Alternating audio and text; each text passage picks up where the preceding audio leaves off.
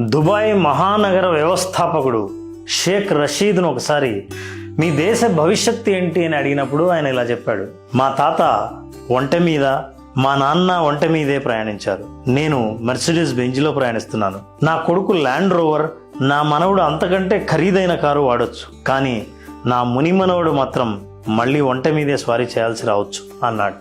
అరే అదేంటి మళ్ళీనా అని అడిగినప్పుడు షేక్ రషీద్ చాలా అద్భుతమైన సమాధానం ఇచ్చాడు.